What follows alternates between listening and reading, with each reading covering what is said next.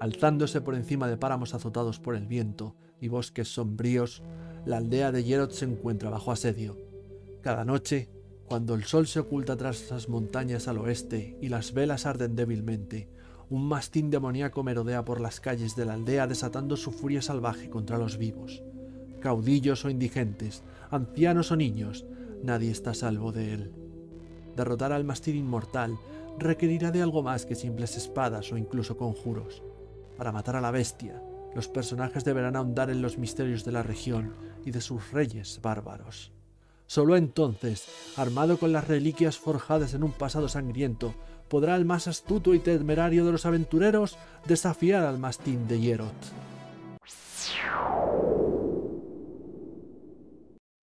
Saludos amigos, amigas, seguidores y seguidoras de En 5 Minutos Roll y bienvenidos a una nueva reseña de clásicos del mazmorreo. En esta ocasión proseguimos con nuestro repaso de las diferentes aventuras publicadas para esta línea y vamos a proceder a analizar la segunda, que es ni más ni menos que La perdición de los reyes bárbaros, una aventura escrita por Harley Straw, el mismo autor que también nos trajo Marineros del Mar sin Estrellas.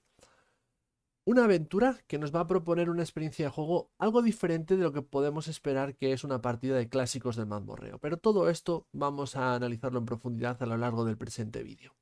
Antes de comenzar con la reseña propiamente dicha, un par de avisos. El primero, ¿qué bagaje tengo con esta aventura, con este libro, con esta publicación? En este caso, la opinión que voy a verter al respecto no viene solamente de una persona que haya leído la aventura, sino que también la ha jugado. No obstante, al contrario de lo que suele ser habitual, no la he jugado como director de juego, sino como jugador. Así pues, mi experiencia y lo que pueda hablaros de la aventura al respecto es la de alguien que ha leído esa aventura y también la ha jugado, pero como jugador. Y por último, dejadme deciros que, por supuestísimo, dado que a mí siempre me gusta profundizar mucho en mis reseñas, voy a soltar a lo largo del vídeo todo tipo de revelaciones, de stripes, spoilers, en esencia, que pueden estropear vuestra experiencia jugable. Así que si vais a ser jugadores de La perdición de los reyes bárbaros, os invito a quitar el vídeo en este momento, estáis a tiempo, y a volver a verlo una vez ya hayáis jugado a esta aventura en cuestión. Si vais a ser directores de juego o no os importa conocer este tipo de información de antemano, os invito a que os quedéis y veáis el vídeo hasta el final. Dicho todo esto, empezamos.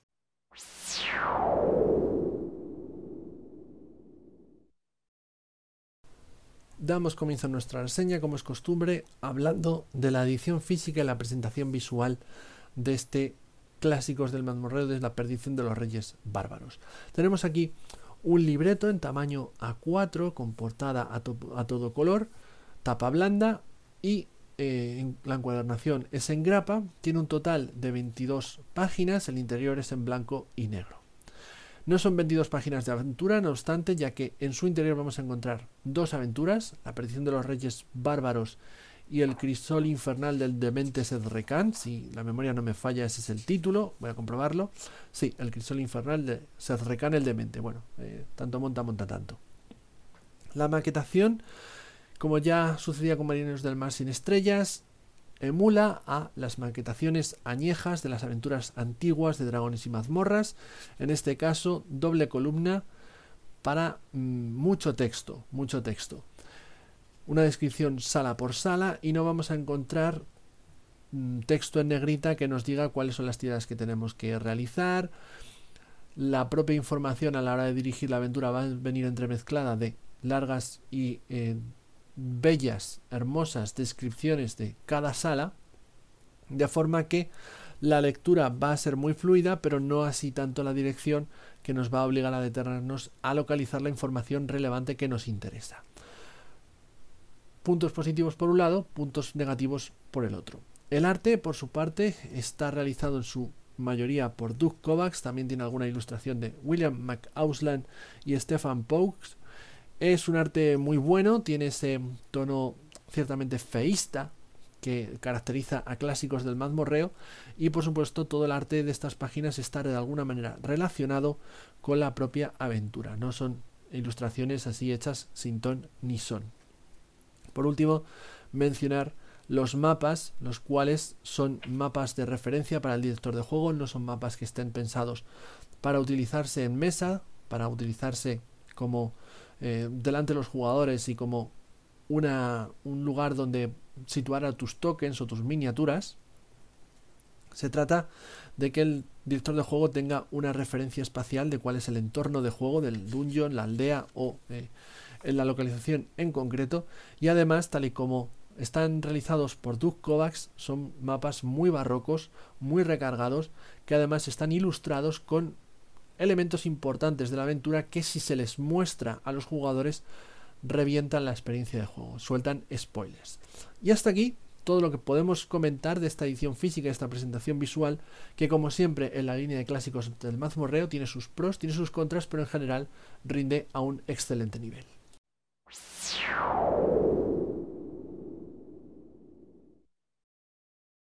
Profundicemos ahora en la aventura, pero antes de que explique para qué niveles está escrita, cuál es la estructura o por qué en la introducción hacía yo la afirmación de que nos proponía un tipo de partida diferente a lo que podemos esperar de un mazmorreo más clásico, dejadme que me detenga unos minutos a hablar de lo que es el argumento, la trama, la historia que vamos a vivir cuando juguemos la perdición de los reyes bárbaros. Una historia, una trama, un argumento que bebe bastante o tiene cierta influencia, desde luego, del mito, el cuento de Beowulf y Grendel. La acción tendrá lugar en la aldea de Hierot, Hirot, como queréis vosotros pronunciarla. Yo voy a decir Hierot en el vídeo porque es la pronunciación que se me ha quedado taladrada en el cerebro, ya que es la que utilizaba mi director de juego. Un saludo, muchas gracias, Diego. En esta aldea, desde hace aproximadamente 6 meses, viene apareciendo una criatura todas las noches, un mastín, una bestia, un monstruo, que se dedica a asesinar a varios de los habitantes de la aldea, a varios de los aldeanos.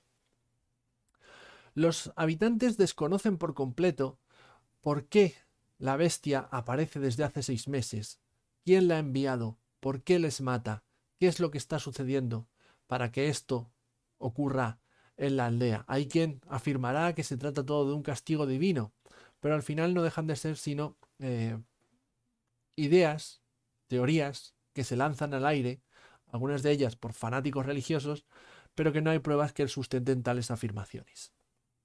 Tampoco sabrán la manera de deshacerse de esta bestia, porque cuando la han combatido, cuando la han dado incluso muerte, al día siguiente, a la noche siguiente, vuelve a retornar intacta, como si nada le hubiera pasado. Y es que parece ser inmortal la dichosa bestia.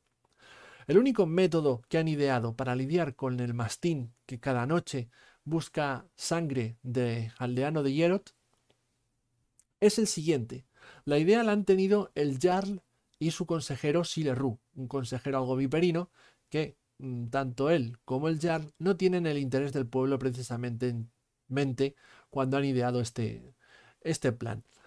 Lo que han hecho es establecer un sorteo según el cual cada 3 días al azar se saca un nombre de un pequeño cofre y ese nombre es el de uno de los habitantes de la aldea. El desgraciado escogido será el sacrificio para el mastín y será llevado a unos menires que están en las afueras de Hierot, donde la bestia lo encontrará por la noche y le dará muerte a ese sacrificio. Este método, evidentemente, sigue requiriendo que alguien muera, pero por lo menos solamente mata a una persona y al menos durante 3 noches la bestia no regresa. Pero como digo, es un parche, no una solución. Tarde o temprano se quedarán sin gente que sacrificar y Hierot quedará completamente vacía, o incluso el propio Jarl y el propio Silerru se quedarán sin enemigos políticos que sacrificar, porque el sorteo, por supuestísimo, amigos, está amañado. Es en este punto en el que van a aparecer los personajes de los jugadores, el grupo de aventureros, con la aldea en esta situación tan crítica. Y van a tener que ser los personajes los que reúnan la información, hablen con la gente, se muevan por Hierot e intenten averiguar: 1. ¿Por qué la bestia ataca a Hierot? 2. ¿Cómo se puede matar a la bestia? Y 3. Matar a la bestia. Ese va a ser el objetivo último. Así, con esas interacciones acabarán por averiguar tal vez el origen de la bestia. La bestia En realidad es un espíritu de la antigüedad que había estado apresado en la tumba del Ulfeonar, un viejo rey bárbaro, un viejo héroe bárbaro, que allí ha permanecido hasta que unos ladronzuelos se internaron en la tumba del Ulfeonar para robar los tesoros allí presentes y liberaron a la bestia sin querer. Y ahora la bestia busca sangre, busca sacrificios como recibía antaño. Esto pueden averiguarlo o no, pero lo que sí que van a tener que averiguar si quieren tener éxito en la aventura es cómo matarla. Para esto tendrán que descubrir que primero necesitan una lanza mágica, la lanza mágica del Ulfeonar, este héroe del pasado, la cual se encuentra en ese túmulo, en esa tumba. También van a requerir algún tipo de material, en este caso los pelos de viejos reyes bárbaros, para poder confeccionar unos grilletes mágicos que apresen a la bestia. Y es que solamente mientras está apresada puede ser dada muerte definitivamente. Esos pelos de nuevo también estarán en esa tumba del Ulfeonar y una vez tengan todos, que picor de nariz, perdona, y una vez tengan todos estos objetos, habrán de acudir al cubil de la bestia y darle muerte definitivamente. Este es el argumento de la perdición de los reyes bárbaros. Y ahora que os he desgranado a grandes rasgos el argumento de la perdición de los reyes bárbaros, creo que se puede entender mejor la afirmación que realizaba al principio de esta reseña, según la cual mencionaba que nos ofrecía un tipo de partida diferente a lo que podemos esperar de un mazmorreo clásico. La estructura de la aventura la podemos dividir en 3 actos diferenciados. Un primer acto que va a tener lugar en la aldea de Hierot y que va a consistir en esencia en una búsqueda de información mediante interacciones sociales. Un segundo acto que va a ser un mazmorreo clásico, la exploración del único dungeon presente en esta aventura para conseguir las armas y objetos necesarios con los que dar muerte al monstruo. Y un tercer acto que puede tener lugar en el cubil de la bestia o en otro sitio, pero que en esencia se trata del combate final contra el monstruo para darle muerte y resolver ya así la aventura de la perdición de los reyes bárbaros. Como digo, el primer acto, que posiblemente sea el que más tiempo nos va a consumir de juego, tiene lugar en la aldea de Hierot, y yo lo he definido elegantemente como una búsqueda de información mediante interacciones sociales, pero esto se traduce en tener a los jugadores llamando a las puertas de los vecinos de Hierot y haciéndoles preguntas. ¿Preguntas para qué? Bueno, pues para conseguir la información que les permita avanzar, progresar al acto 2. Esto es, ¿qué armas pueden matar al monstruo? ¿Dónde podemos encontrar esas armas? En la tumba del Ulfeonar. Una vez tengan estas respuestas, podrán seguir progresando en la trama de esta perdición de los reyes bárbaros. Que obtengan estas respuestas antes o después depende de numerosísimos factores.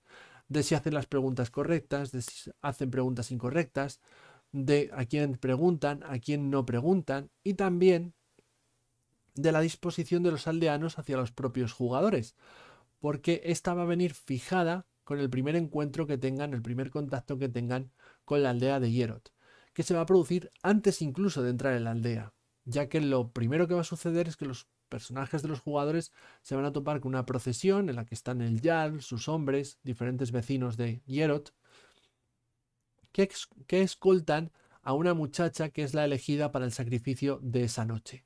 Cuando los jugadores se encuentren esto, ellos van a decidir qué hacer, si preguntan qué está sucediendo, si deciden guardar silencio, si prefieren observar desde la oscuridad, por precaución, incluso pueden optar por atacar al Jarl y a sus hombres, lo que el autor nos dice que descarrilará la aventura, pero que no seamos Masters Mamá. Si toman esa decisión, pues lo más probable es que todos los personajes mueran porque son muchos hombres del Jarl y mucha gente en esa procesión.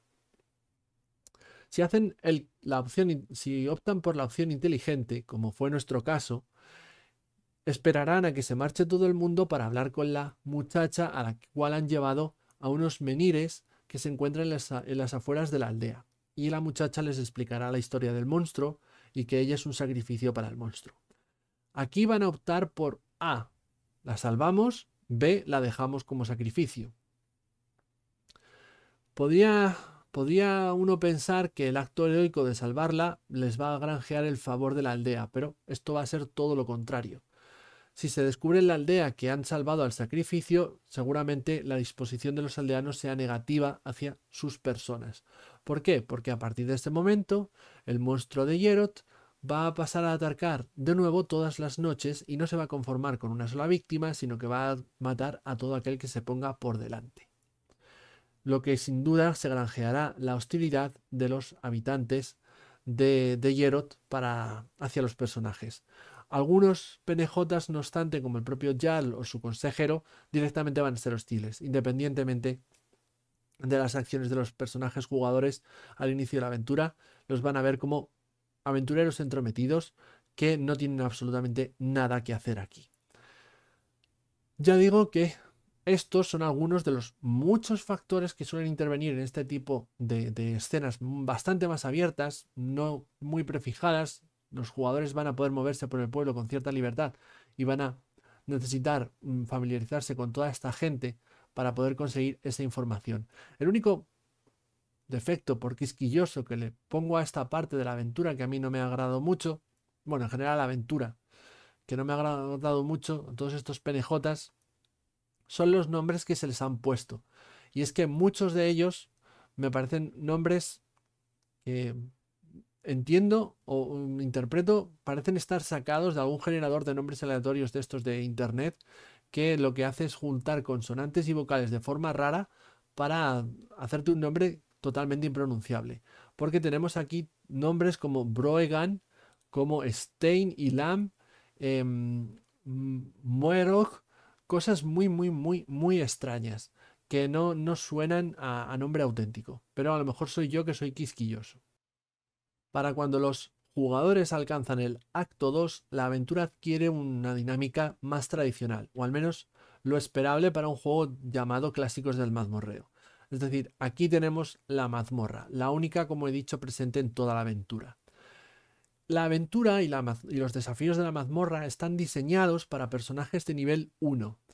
Se puede jugar también con personajes de nivel 0, nos advierte su autor, e incluso yo me atrevería a decir que con personajes de nivel 2 también funcionaría perfectamente. Nos recomienda que haya entre 6 a 12 personajes de nivel 1, y esto es algo que yo sí noté en partida, porque nosotros contábamos con un grupo de nada más de 5 personajes. Es cierto que había algunos personajes en reserva, pero estos, por nuestro estilo de juego, no participaban de la acción, estaban presentes como tras el telón, por si eran necesarios cuando un personaje moría, pero no participaban en los combates ni nada por el estilo. Y digo que lo noté porque uno de los comentarios que le hice a mi juez, a Diego, durante la partida, sobre todo tras algunos combates que se habían producido en la misma, era que me estaba resultando una aventura demasiado dura o inclemente en comparación a la aventura de nivel 0 que habíamos jugado previamente. Y lo terminé de entender al ver esa recomendación de personajes de entre 6 y 12 personajes. Hacedle caso. Mi consejo. No es imposible superar la aventura, pero sí que es cierto que yo percibí que había algunos enfrentamientos que tuvimos que, más allá de que tuviéramos mejor o peor suerte, creo estaban totalmente fuera de nuestro alcance. No era posible tener éxito, aunque hubiésemos sacado buenas tiradas, que a veces no era el caso. Lo que a mazmorra se refiere, en lo que a la mazmorra se refiere, tenemos un dungeon que no es precisamente, no tiene unas dimensiones muy considerables. De hecho, solamente cuenta con un nivel, tiene menos de 10 salas, hay alrededor de 2 combates, uno de ellos incluso puede ser evitado. Pero esto no significa que sea un mal dungeon, ni muchísimo menos, porque tal y como nos tiene acostumbrados Harley Straw, se trata de una mazmorra perfectamente diseñada. Perfectamente diseñada por varias cuestiones. Primero, la mazmorra nos cuenta su historia. Ya sabéis que yo tengo debilidad por estas cosas. Me encanta que cuando uno está visitando esas salas encuentre cosas que en la propia descripción de las salas, de cuál es la situación de esa mazmorra, nos cuente la historia de este lugar. Y esto es algo que esta mazmorra lo hace. La tumba de Ulfeonar nos habla de la historia del Ulfeonar. Luego ya nosotros tendremos que conformar la historia obteniendo las diferentes piezas del puzzle. Pero se nota que cuando entramos al sitio no es un montón de salas que alguien ha diseñado, sino que parece una localización con su propia historia y pasado. Y también cada una de estas salas va a presentar algún tipo de reto a superar, bien sea una trampa, bien sea un combate, bien sea alguna clase de acertijo, que va a recompensar, como suele ser habitual, al jugador inteligente, al jugador que es precavido y que juega de forma inteligente. Ojo, jugar de forma inteligente no quiere decir ser un munchkin o intentar doblar las reglas para que jueguen a mi favor. Se trata de conocer las capacidades que tiene tu personaje, utilizarlas de la forma más eficiente y que tú también como jugador hagas preguntas a menudo al director de juego, al juez, para que te responda y te describa de forma más detallada cada sala y que puedas tener una mejor comprensión del acertijo, del puzzle que se te plantea en esa sala, sea una trampa, sea un combate, sea lo que sea. De forma que resulte muy gratificante cuando, por ejemplo, pasas esa sala sin activar la trampa que te estaba esperando, ¿no? Eh, para mí eso es jugar de forma inteligente, ¿de acuerdo? Me explico porque a veces se puede malinterpretar esas palabras.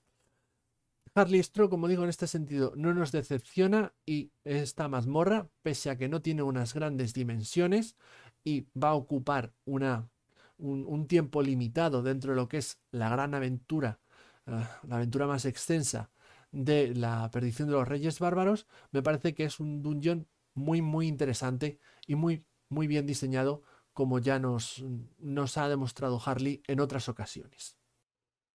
Por último, el acto 3, el acto final, el combate contra el monstruo, según el autor, se celebra o tiene lugar en el marjal sumergido en el estanque negro, una región que se halla al norte de la aldea de Hierot, al norte también de la tumba de Ulfeonar, una localización que realmente no tiene por qué ser visitada.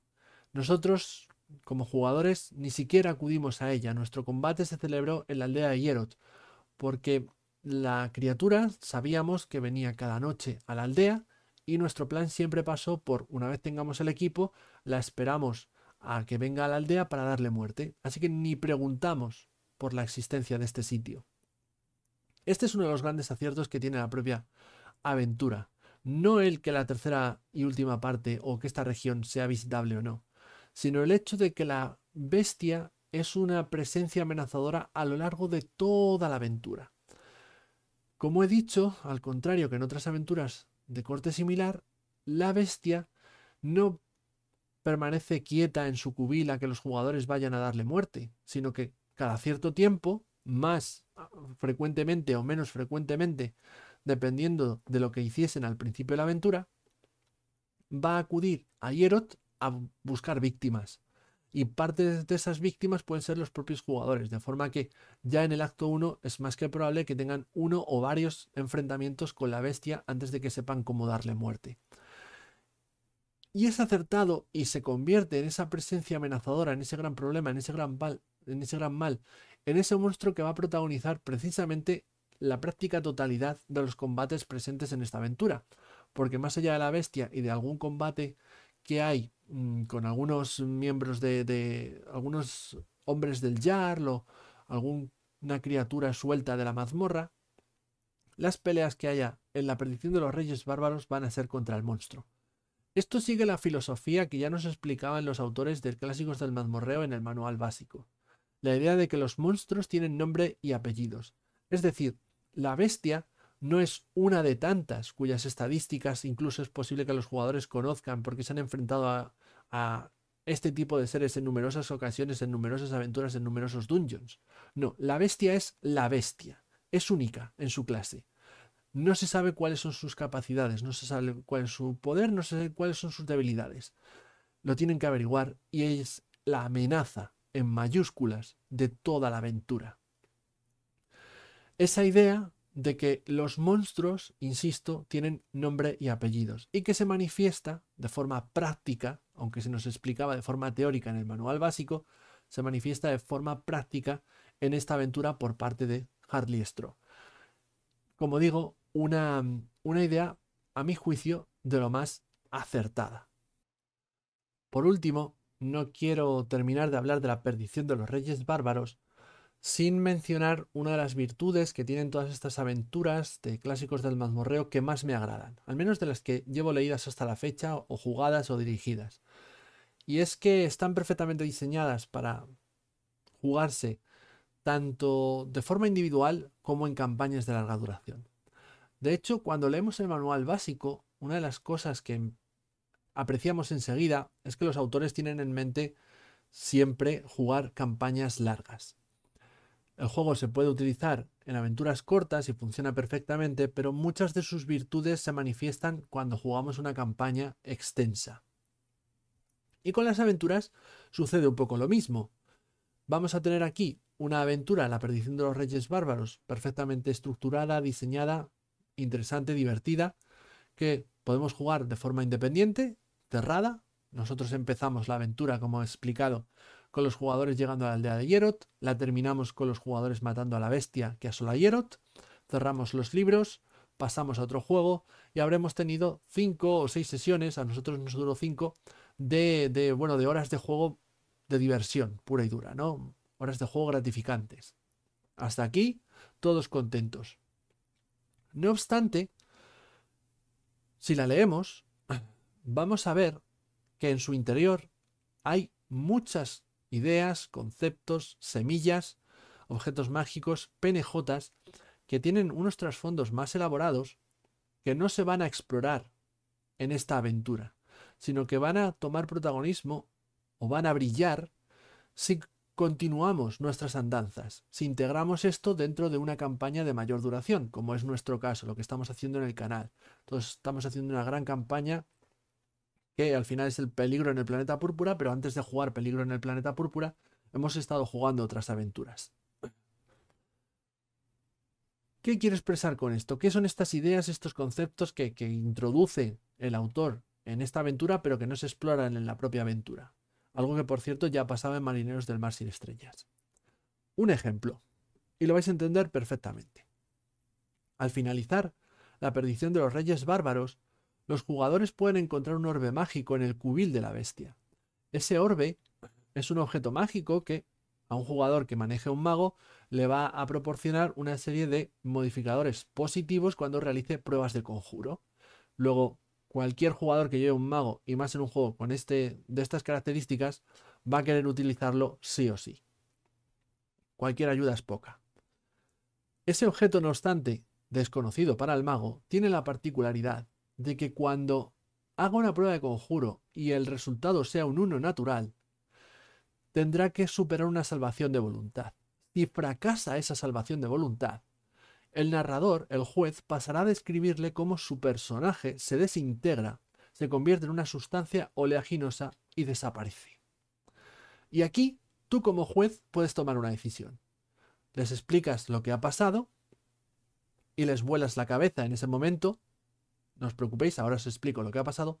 O bien, decides guardar esa información, llevarlos de vuelta a Hierot en la campaña en algún momento y que descubran lo que le ha pasado a su compañero, jugando una especie de secuela de La perdición de los Reyes Bárbaros, porque lo que le ha pasado a ese mago, a ese personaje, es que se ha manifestado de nuevo en el cubil de la bestia y se ha transformado en una nueva bestia que ha empezado el proceso de nuevo. Es decir, nuevamente Hierot está siendo asolado por una bestia, esta vez esa bestia es el mago transformado que formaba parte del grupo de jugadores y que ahora reclama sus sacrificios como hacía la bestia con la que lidiaron antaño. ¡Pum! Voladura de mente en este momento, sin lugar a dudas, en la mesa de juego. A esto me refiero. Esta idea tan cojonudísima, ¿vale? Solamente puede ser explorada, solamente puede aparecer si juegas una campaña de larga duración. A ver, también es cierto que solamente puede aparecer si los jugadores encuentran ese orbe, ¿vale? No ha sido nuestro caso. Pero, insisto, jugando esto como una aventura cerrada, de principio y final, no se van a explorar estas ideas que, como esta, hay varias repartidas por todo el módulo. A esto me refiero, con que esta es una de las virtudes que más me agradan de las aventuras que voy leyendo de clásicos del mazmorreo. Cómo están muy diseñadas y muy pensadas también para ser jugadas al estilo antiguo, es decir, no de forma independiente, sino encadenándolas, conformando una campaña, una especie de senda de aventuras.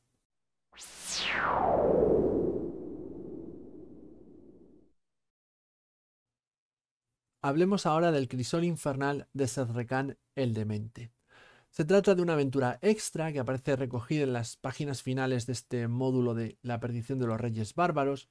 No tiene relación ninguna con la aventura principal de la que os hemos estado hablando hasta el momento. Esto es una constante, por extraño que nos pueda parecer, es una constante que se repite a lo largo de toda la línea de clásicos del mazmorreo. Todos los libretos, todos los módulos traen una aventura extra al final. La única excepción era Marineros del Mar sin Estrellas, que utilizaba esas páginas para proporcionarnos un contenido extra que expandiera la aventura principal, así como una entrevista al autor. Pero el resto de aventuras de módulos lo que van a traer son estas aventuras más cortas e independientes de la principal. En este caso, el Crisol Infernal de Zedrekán el Demente, una aventura de nivel 5, como vemos en estas páginas. Un one shot, se trata de un dungeon que, como podemos ver, tiene nada más que 3 salas repartidas en 3 niveles diferentes. Los jugadores van a quedar atrapados en uno de estos laboratorios secretos que mantiene el mago Zedrekán por toda la superficie de Aerith. Si esto suena chino, explico un poquito. Aerith es el mundo, la ambientación oficial de clásicos del mazmorreo. Tranquilos, no está descrita ni detallada ni desglosada en ninguna publicación. No os falta nada. Pero vamos conociendo información de ella a lo largo de las distintas aventuras que se van publicando, así como a través de los patrones, de los dioses que aparecen en el manual básico. La idea es que los jueces se la puedan inventar a su gusto sin tener un volumen que describa con todo detalle regiones, mapas, lugares, personajes, etc, etc, etc, que podemos ver en otros juegos de rol. Ya digo, en este caso tenemos uno de estos laboratorios secretos. Los jugadores han encontrado la entrada al mismo. Podemos ubicar la entrada donde nos quiera porque es mágico. Ajá, la puerta es una puerta mágica. Pueden cruzar una puerta cualquiera y acabar en este lugar.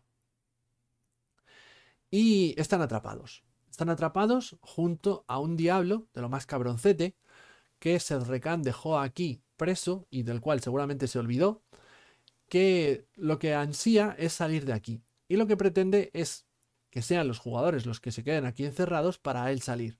Porque una vez los jugadores sepan que están encerrados, evidentemente lo que van a empezar a explorar es, bueno, ¿cómo se sale de aquí? Desconocido para ellos es que no pueden hacer nada para salir de allí, porque es una cuestión de tiempo. De ahí se sale, llegado cierto momento, llegado cierto instante, y siempre y cuando alguien o algo se quede en el interior de este laboratorio secreto. ¿Cuál es el plan del diablillo? Bueno, pues que se queden los personajes y él aprovecha para marcharse. Esta aventura, me resisto a llamarla aventura a veces, es un poco experimento.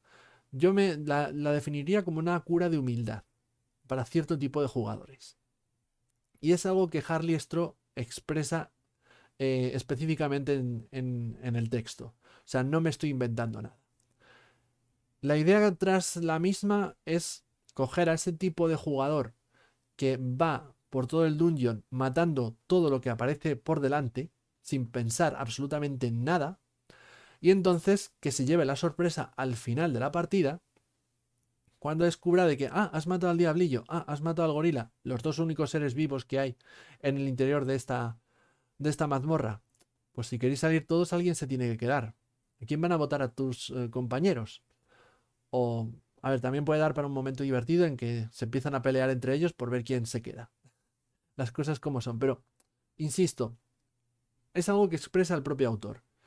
Es una, en esencia, cura de humildad a ese tipo de jugador que lo va matando todo y que va a descubrir que esa estrategia va a ser su perdición.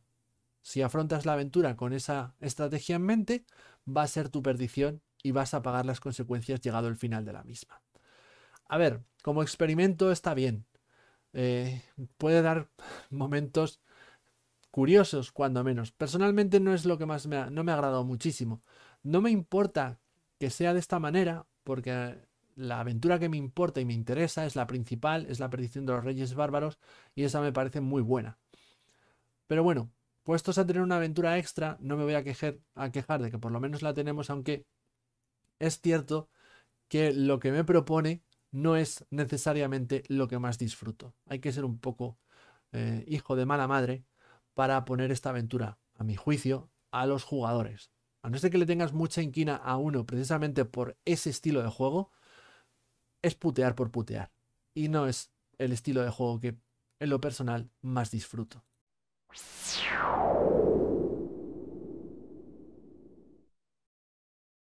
Llegados a este punto, todo cuanto me resta es ofrecer mi opinión personal, mi valoración final de este módulo de clásicos del mazmorreo, La perdición de los reyes bárbaros.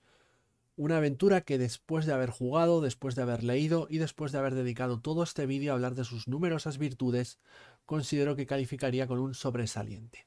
Harley Stroh, de nuevo, nos demuestra que es un autor de un excelso talento a la hora de crear aventuras de este corte clásico, aventuras para clásicos del mazmorreo. Además, aquí nos proporciona una aventura con un enfoque algo distinto, más centrada en la interpretación, en la interacción social, en el roleo con penejotas, no tanto en la exploración de una mazmorra, que también tiene sus dosis de mazmorreo y además muy bien diseñado como nos tiene acostumbrados este hombre. Si tuviera que ponerme especialmente quisquilloso con algo, especialito incluso diría, sería con esos nombres inventados para muchos de los penejotas que me suenan a nombres generados aleatoriamente por internet más que otra cosa. No me suenan bien, no me parece que se pronuncien de forma fácil, ni que sean, en fin, creíbles, cuando menos. Pero ya digo, me tengo que poner muy quisquilloso, muy especialito para encontrar algo, porque de lo contrario no encontraría per se nada que echarle en cara a este módulo de la perdición de los reyes bárbaros. De hecho, me declaro fan de este diseño de aventura que funciona bien, tanto dirigida de forma individual como en formato campaña, con páginas pobladas con ideas, conceptos, semillas, objetos mágicos que realmente brillan y se exploran cuando se continúa esta aventura como una campaña o se integra en una campaña. Fuera de esa aventura principal de la perdición de los reyes bárbaros es quizá donde yo le encuentro el defecto a este material. Y es el crisol de Sedrecane el maldito. Una aventura que a mí personalmente no es que me moleste en el libro, pero ya he mencionado que no me gusta. El propio autor confiesa que en esencia se trata de una cura de humildad a el jugador mata-mata, pero no es el tipo de aventura que yo disfruto de ninguna de las maneras. Así que esas páginas extra no diré que me molestan, pero no aportan nada. Y para mí, como si no estuvieran. Dicho todo esto, hasta aquí llega nuestra reseña. Quedaros con la idea, aventura sobresaliente. Ponerlo así en plan el chiringuito, un texto tocho. Hasta aquí llega nuestra reseña. Como digo, espero que os haya interesado, espero que os haya gustado. Si es el caso, darle a me gusta. Si estáis interesados en ver esta partida, al final de este vídeo encontraréis el enlace a la misma. Si queréis ver más partidas de clásicos del mazmorreo, más reseñas de clásicos del mazmorreo, suscribiros a nuestro canal en 5 minutos rol. Yo por mi parte me retiro. Muchas gracias por el tiempo que habéis dedicado a este vídeo, a ver este vídeo. Hasta la próxima. Adiós.